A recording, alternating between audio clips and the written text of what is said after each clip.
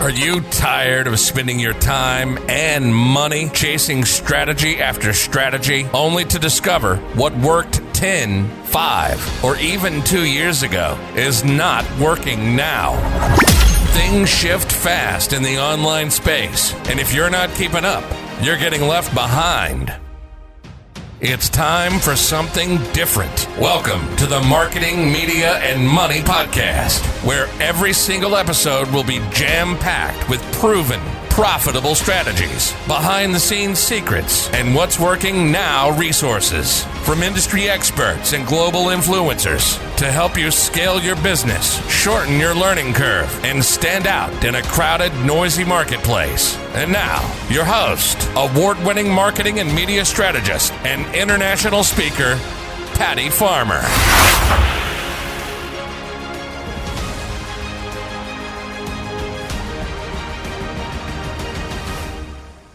Hello, everyone, and welcome to today's episode of the Marketing, Media, Money Podcast. I'm your host, Patty Farmer, and I'm looking forward to sharing today's industry expert with you. And I have known today's expert, I have to say, over a dozen years. One of the first people I met when I moved to Dallas, Texas, even though she doesn't live in Dallas, Texas, and never actually did, I don't think. But she wasn't living here when I met her, and she's not living here now. But that doesn't mean you don't build relationships with people, right? We all know that. So let me tell you a little bit about her. So Jena Rodriguez is a transformational leadership mentor and growth strategist, helps top leaders, corporate teams, and CEOs at plateaus get radically brave in their life and business. She helps crack open the nuances of the ego mind, which keeps us playing small and safe so that the higher self can be in the driver's seat. Success is about self-leadership, mindset mastery, emotional IQ, culture harmony, and being a brave master. And although she provides her clients with result-driven strategy, it's insufficient for permanent change to occur if they don't also outsmart their ego. So Jena believes it's time to get your brave on. So let's get ready. Let's get brave. And Jena, welcome to the show. Thank you, Patty. Holy cow. Yeah, it's been a while, hasn't it? I know. And I love it. And I feel like, it is so important nowadays to really sometimes stop doing and just be. And I think that when we do, we get a lot of clarity, because I think sometimes in our business, we just do the same thing and we think, oh, this is making me happy. And we don't realize that sometimes we grow, we evolve, and we pivot. And I think that's what's really, really great about owning your own business, so you can do that. And I have to say, Jena, in the years that I've known you, I have really seen that in you, and you have gotten clearer and clearer and clearer. And I think right now, in the last 2 years, I would say I have seen you really step into your brave and be and do what I know in my heart was what you were meant to do, but it's a journey. Yeah. Well, thank you for that. Yeah. Thanks for that recognition and observation, for that matter. Yeah, I think it is a process and a journey. And of course, I just have an inner commitment to always being the best human I can be. And I think that is part of continuing to evolve, continuing to create new iterations of yourself, of your business, of the expression of who you are. And yeah, you've seen lots of pivots and here I am. And this one in the last, year and a half, 2 years has been certainly one of the hardest, but one of the most fulfilling. And I feel like I've finally moved into what I call the brave by purpose phase of my consciousness and level of clarity. And even in the beginning of this pivot, I was like, I don't know what I'm doing, but I know there's something more.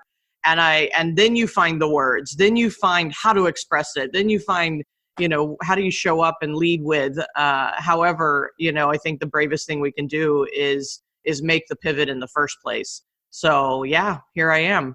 And I think that what needs to happen too, and in your case, I think it absolutely did, is that you have to trust the process, right? Yeah. It's a journey. And if you can just trust the process and realize you don't need to know every step in advance, you just need to trust yourself and trust your process. And while I keep talking about this journey, and my audience is probably going, well, tell us, right?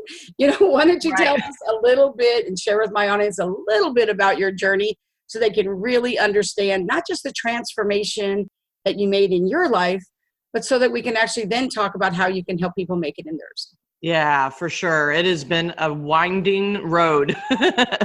There is no straight line to the destination. So for everyone to have some of the background, I became an entrepreneur just over 14 years ago, and I was previously in corporate America.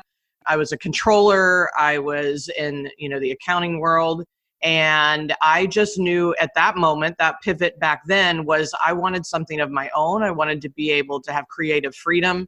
And I was somewhat getting, kind of bored with where I was. And sometimes you just realize and wake up and go, this isn't enough anymore. There wasn't anything wrong with where I was, but it was that calling. It was that push forward. And so I jumped into my first business, which was a women's boutique. And which was fun because it pulled together my previous experience, which was fashion design, makeup artistry, of course, the accounting, and all of these marketing, branding, all these things that I love doing. And I was able to incorporate all of that and learn a lot in the process of running my own staff, managing, a team of people. And the fun part, I would say, is after 1 year, I'm kind of cheeky on this, is that I found myself $700,000 in debt. And we were moving into the 2007, 2008, and things were getting tougher and tougher. And I had maxed out all of my personal lines of credit, my capitalization. And I was like, I'm bleeding cash and I don't know what to do, right?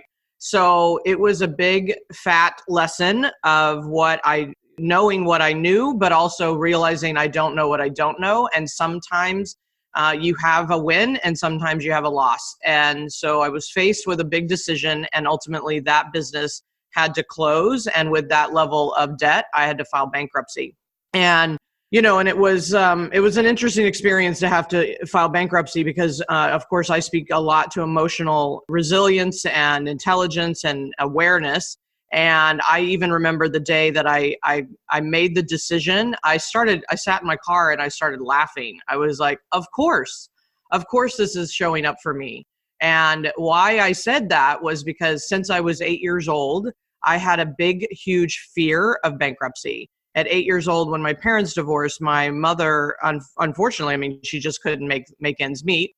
And we were in a hard, situation. And so for an 8-year-old to watch her parent, have a foreclosure on the house, go bankrupt because she can't cover the bills, and the divorce just kind of, screwed all that up at the time. And I created a story and a narrative that bankruptcy was very bad, right? It was a bad thing to do. It was shameful. It was not something you ever wanted to experience again, right? So, and so I was laughing because I can see, and I knew from my own personal development and transformational studies and work, is that, sometimes the biggest fears are what shows up for you. So we perpetuate the fears that we don't uncover and we don't heal.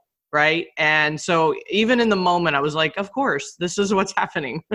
I take responsibility. The choices I've made, the stories I've created, the circumstances I've moved myself into, this is where we are. Now, how do I respond?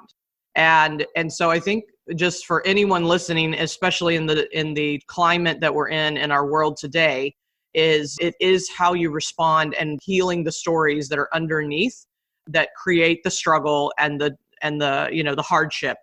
And so I responded. And the first thing I did was say, I don't want to work for someone else. So what do I have to do to get going, right? What do I need to do next? And so fast forward, my husband and I partnered in the first iteration in a web and graphic design company. I think that's when you started to know me. We learned of each other. And so we were building websites and doing graphic design and branding. And then there was another point where I was like, man, I'm outgrowing this conversation as well. And I then pivoted again in 2013. I also declared I was a speaker. So I haven't spoken in public until 2013. And that was another fear of mine I bravely overcame for the sake of the purpose, right? For the sake of what I needed to do to make a difference in the world. And so then I became Brand with Jena, which was a company that focused on brand strategy and business strategy and such. And then ultimately, I moved more into business strategy in a bigger way once my company became Brave Masters. And then in the last year and a half, I really, honestly, I hit a rock bottom in November 2018, where everything I was doing, the doing word, wasn't working anymore, wasn't fulfilling anymore, was exhausting. The energy, the masculine energy that I was expending was not working. And I call it a spiritual breakdown and a breakthrough. Because I have no idea what else to call it other than my external world wasn't falling apart per se, but my internal world was. And I called it a jackhammering of what wasn't working.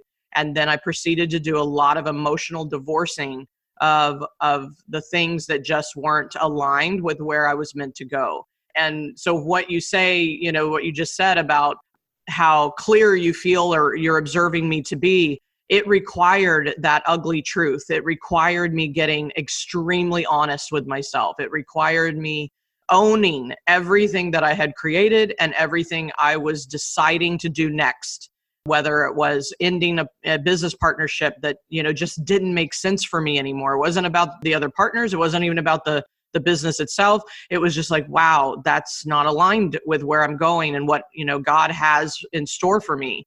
And so I really had to get honest, and there was a lot of tears and a lot of emotional release of the stories again that I had created and still had to heal. And so that's what you see now is my, me stepping into what I know is the next level for me. And I think that for me, Brave has taken on a whole new meaning. I started speaking to the Brave conversation about 5 years ago and, created the podcast and created a Facebook group and all of these things. And over time, it's really turned into this conversation about facing yourself, about self-leadership, about emotional mastery. And the bravest thing we can do is own our crap, right? And then, be willing to be humble about it, to be vulnerable about it. And then in the process of that, I've really seen how that's my gift. I've been doing transformational and personal development work for myself and within my conversations for others for over 20 years. It's just not what I led with.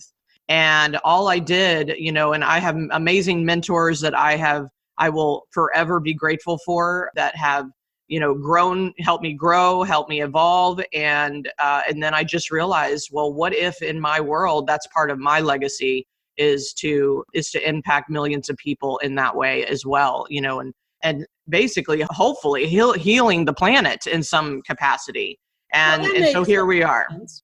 I mean, I think that, you go on this journey and I think we're always on a journey, right? It's not like Absolutely. It stops and you've arrived and now you're there, right? Right. Because we always have to continue to grow. But I do think it is important sometimes to look back because it's important to see where we've come from too. And the things that affect our life, we kind of bring with them the conversations that sometimes we hear, they're like, that's really not my conversation, right? And I think that is really important. So getting to be brave and knowing your own truth and owning your truth, embracing your truth, and then knowing that you now have the power to move forward and make those decisions in truth are a lot different, because otherwise you're continuing to make the same decisions with the same untruths, right? Yes. So I think that is really good, and kudos to you.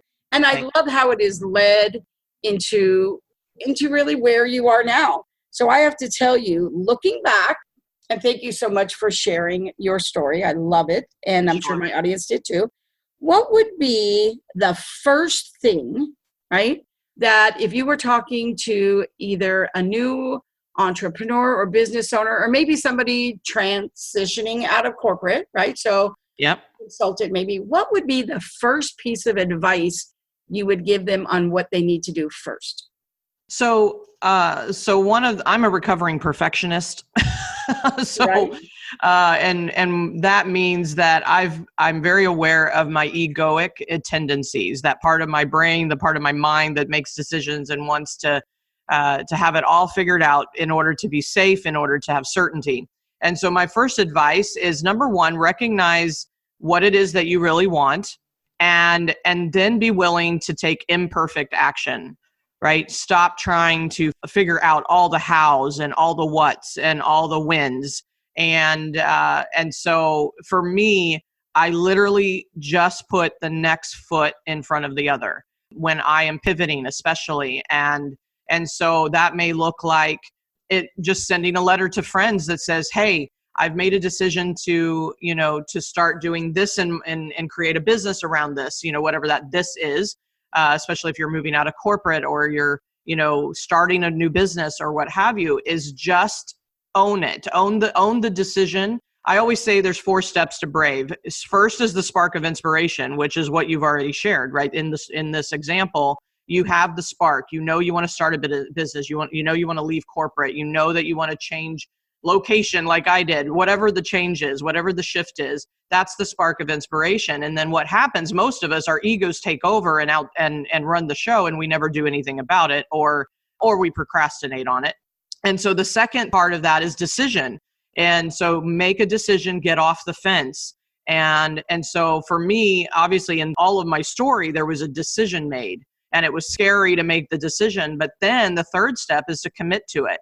And so commit. You have to commit daily to the original decision, and remind yourself of why you made the decision in the first place, and outsmart the ego, because the ego is going to try to completely derail you and move you off of that decision because it's scary, it's change, it's unfamiliar, it's unknown, and then ultimately brave action, which for me is brave imperfect action. And so I gave you 1 step, but four steps altogether. It really is a process.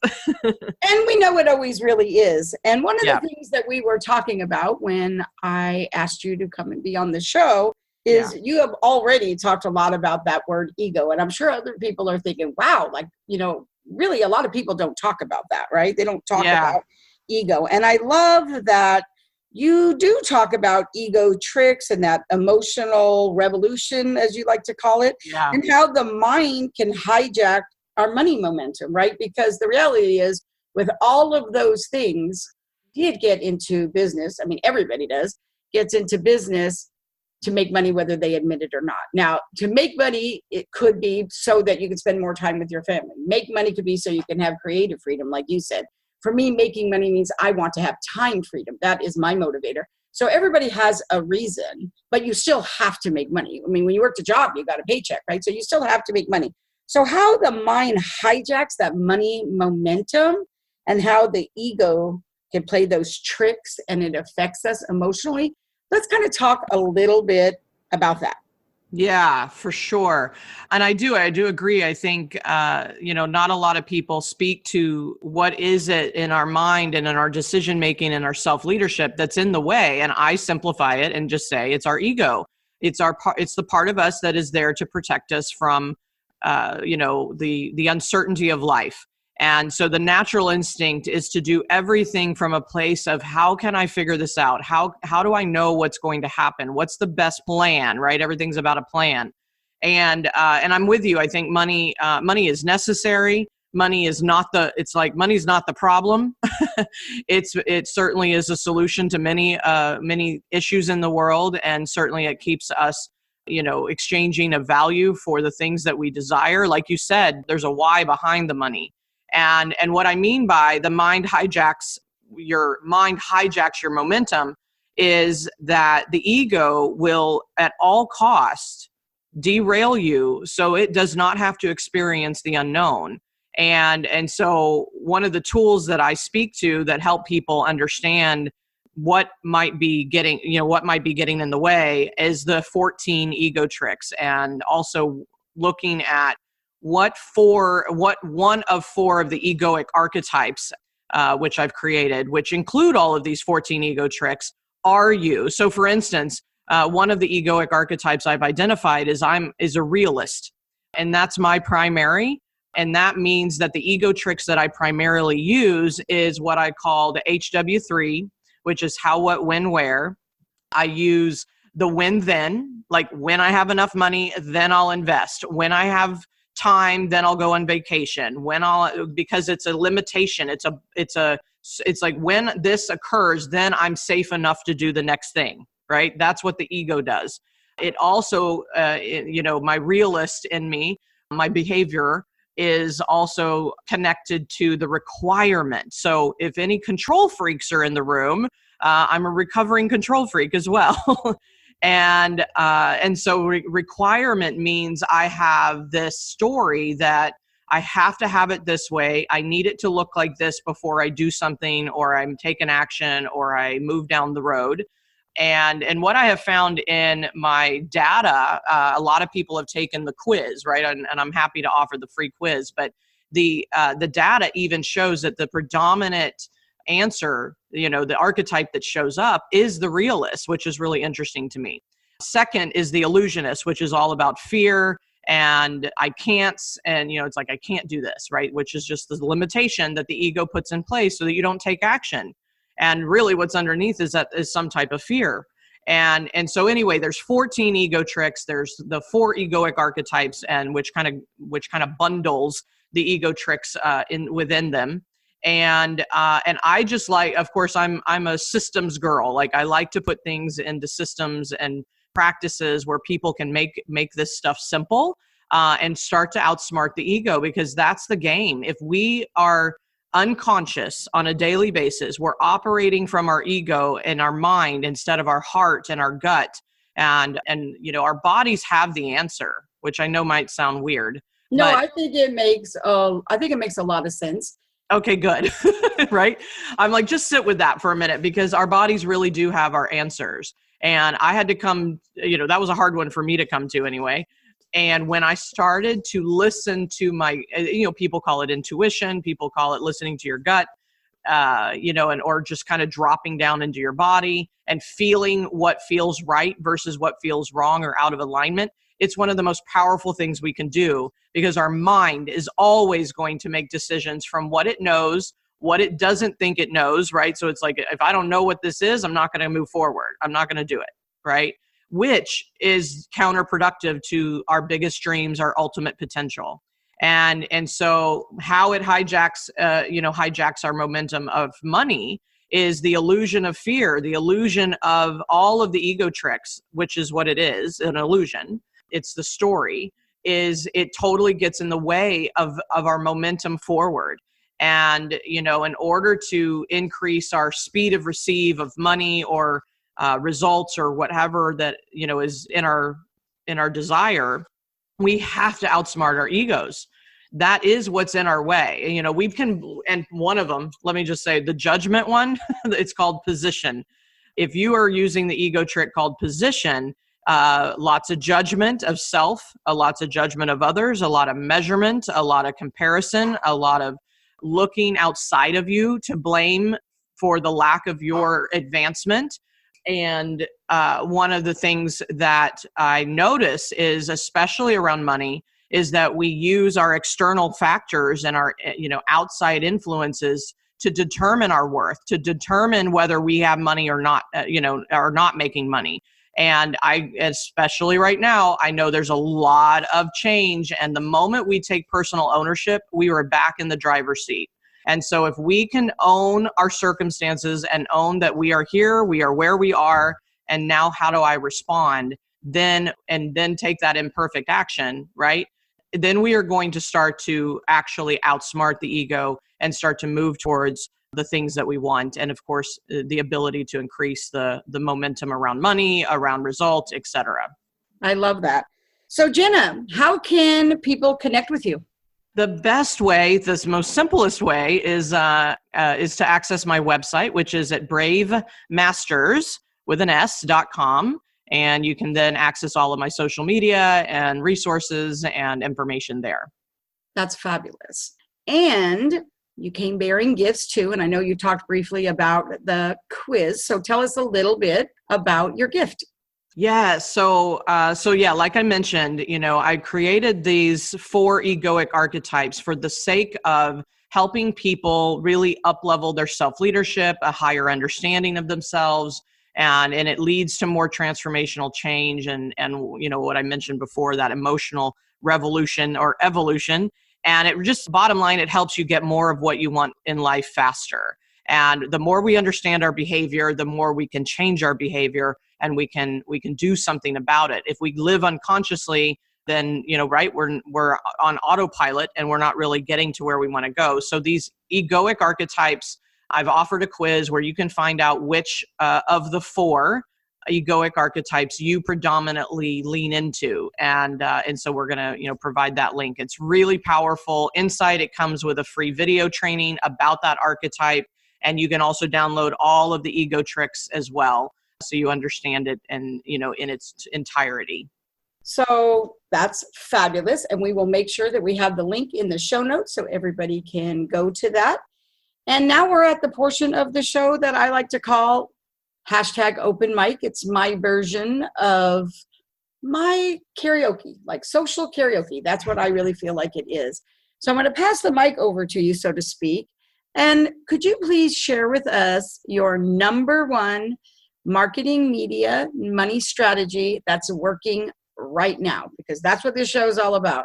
What is working right now, not 5 years ago or 2 years ago, but right now. So could you share with us what your number 1 marketing media money strategy is? Absolutely. So I would say who you be is what you see in the world and in the results that you have.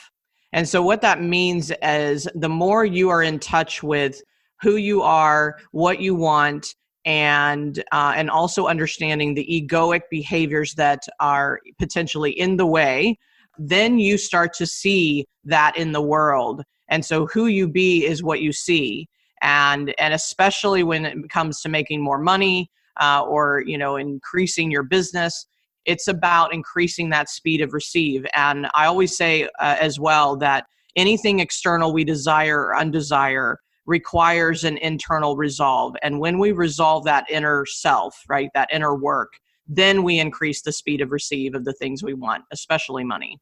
Oh, that's beautiful. I love speed of receive. That is #speed of receive. Yes. So Jena, thank you so much for being here with me today. You really showed up like you always do and leaned into, sharing some things that maybe lots of people really wouldn't like to share, but I think we really learn from other people's stories and their journey. And it's always important to know what not to do as it is to learn what to do. And I always like to say anybody that can shorten my learning curve is something I really like to hear. So thank you so much for being here with me today, Jena. Thank you. Thank you for the opportunity. It's been so amazing to reconnect with you, Patty. And, as always, you're just up to amazing things. And I'm just happy to be a part of your journey too. Thank you so much. And to everyone in the audience, thank you for joining us on the Marketing Media Money podcast. If you enjoyed today's episode, please like, subscribe, and review the podcast on your favorite listening platform. And make sure you check out our sister publication, the Marketing Media and Money magazine. And you can get a free lifetime subscription to that by going to marketingmediamoney.com.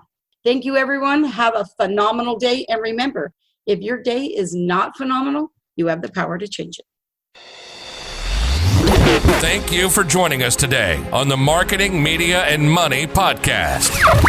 To shorten your learning curve even more, make sure to grab your free copy of the Marketing, Media, and Money magazine at www.marketingmediamoney.com. I promise your business will thank you.